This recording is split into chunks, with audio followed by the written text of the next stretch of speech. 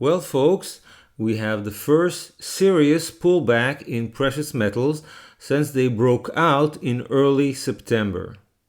On Friday, the price of gold fell by 1.7%, and the price of silver fell by no less than 4.3%.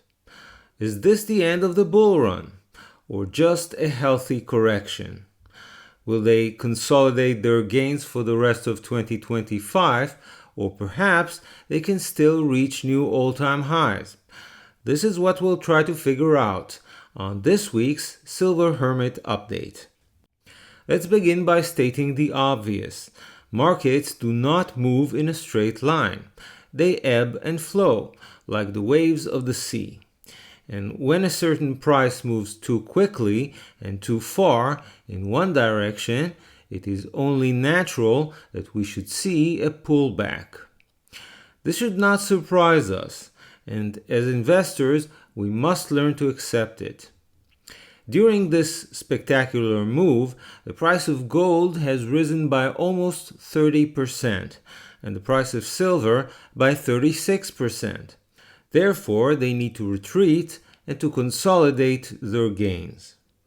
If we look at the chart of gold, we will notice that it broke down from a very steep trend line, which started on October 10th. This is nothing to be worried about. Such steep trend lines usually don't last for very long. They break down and the price retreats to a lower support level. I expect gold to find support on one of these two rising trend lines, either the steeper one, which started in mid-September and is currently at around $4,100, or the lower trend line, which started in late August and is currently at around $4,000 an ounce. Round numbers are important, and therefore it is most likely to revisit $4,000 and consolidate there for a while before it can attempt to move higher.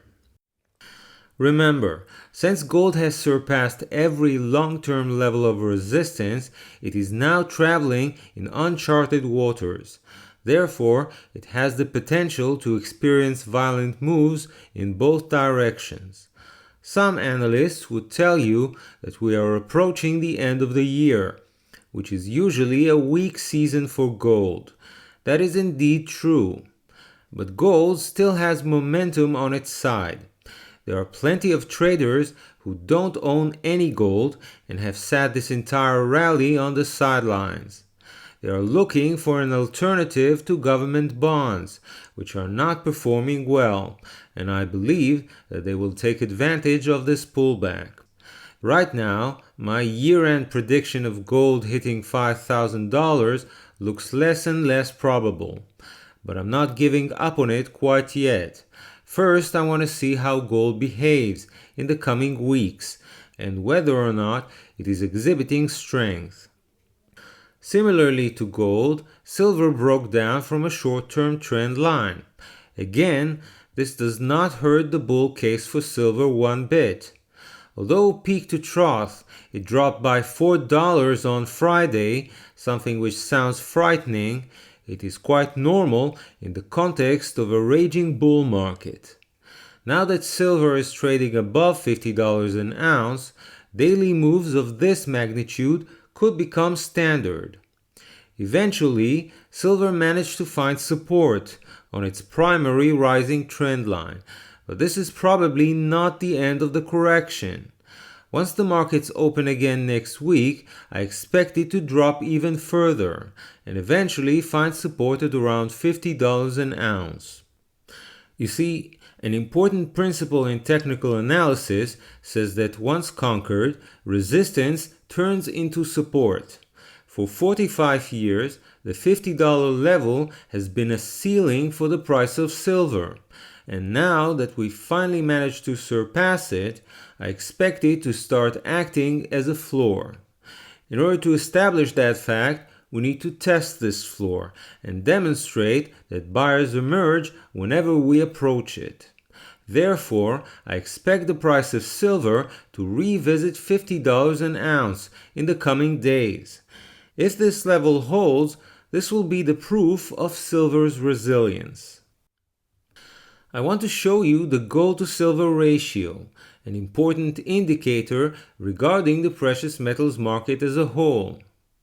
When the metals are in a bear market, this ratio tends to trend up, and when the metals are in a bull market, this ratio tends to break down, or in other words, silver tends to outperform gold.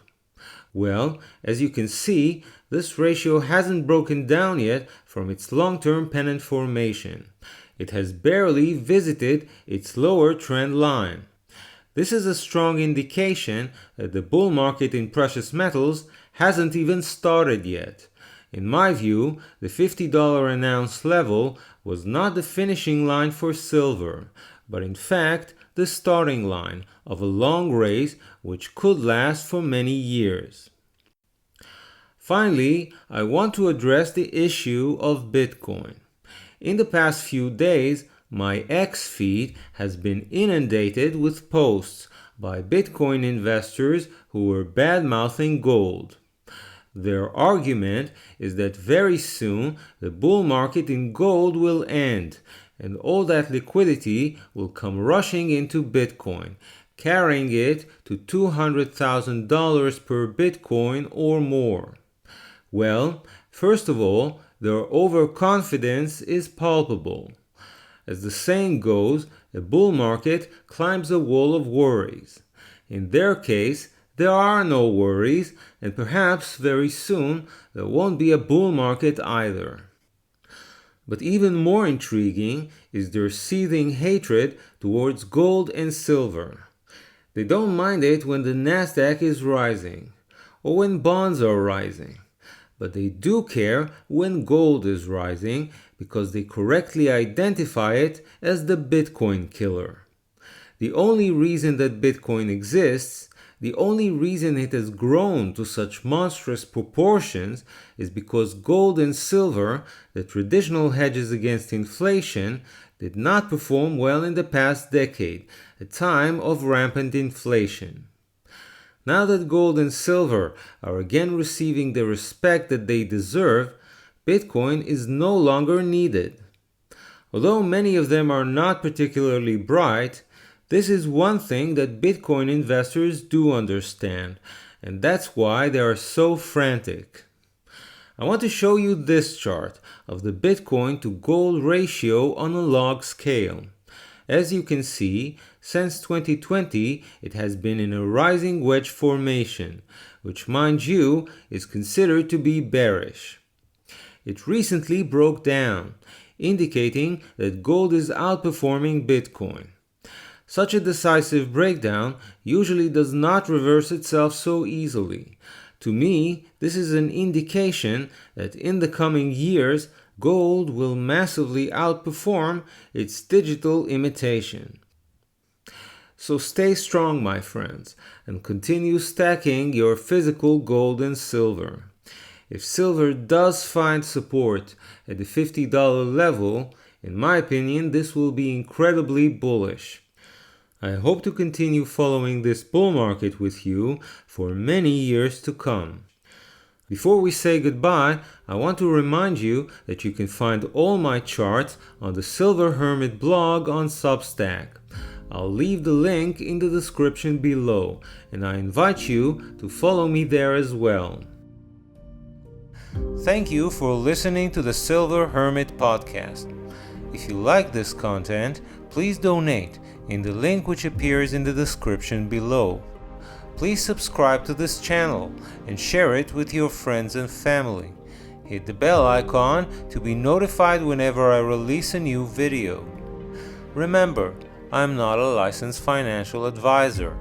This video is intended for general informational purposes only and should not be regarded as investment advice.